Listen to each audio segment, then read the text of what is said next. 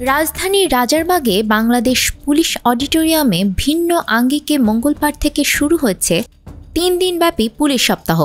প্রথম দিন পুলিশের পক্ষ থেকে একগুচ্ছ দাবি ও প্রস্তাব এসেছে। অন্তর্বর্তীকালীন সরকারের প্রধান উপদেষ্টা ডক্টর মোহাম্মদ ইউনূসের কাছে স্বতন্ত্র পুলিশ কমিশন গঠন এবং 1 মাসের মূল বেতনের সমপরিমাণ পুলিশকে ক্ষতিপূরণ ভাতা প্রদানের দাবি উত্থাপন করা হয়েছে। অন্যদিকে বিবাহিতদের পুলিশে এএসপি হিসেবে নিয়োগ না করার প্রস্তাবসহ স্বরাষ্ট্র উপদেষ্টার কাছে নানা দাবি তুলে ধরেছে পুলিশ। গতকাল প্রথমবারের মতো পুলিশ সপ্তাহের অনুষ্ঠানে পরিবর্তিত পরিস্থিতিতে দেশের সার্বিক আইনশৃঙ্খলা সমুন্নত রাখতে পুলিশের করণীয়, জনসাধারণের আস্থা পুনরুদ্ধার এবং গণতন্ত্র প্রতিষ্ঠায় সুষ্ঠু ও নিরপেক্ষ জাতীয় নির্বাচন অনুষ্ঠানে পুলিশের ভূমিকা শীর্ষক এক সেমিনার অনুষ্ঠিত হয়। এতে জননিরাপত্তা নিশ্চিত, আইনশৃঙ্খলা নিয়ন্ত্রণ এবং আগামী ত্রয়োদশ জাতীয় সংসদ নির্বাচন নিরপেক্ষ ও সুষ্ঠুভাবে অনুষ্ঠানে একগুচ্ছ পরামর্শ এসেছে মাঠ পুলিশের পক্ষ থেকে।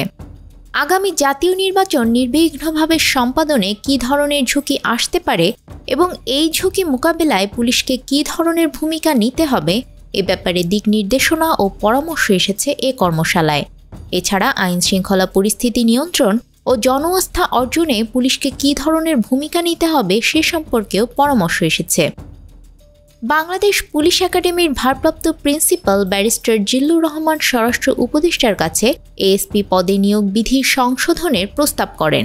তিনি বলেন, পুলিশ একাডেমিতে এএসপি হিসেবে যাদের প্রশিক্ষণে পাঠানো হয় তাদের প্রায় 70% বিবাহিত।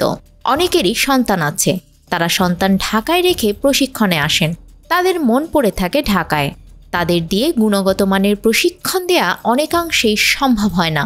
আবার প্রশিক্ষণ শেষে ঢাকার বাইরে বদলি করলেই তারা ঢাকায় থাকার জন্য তদবির করেন।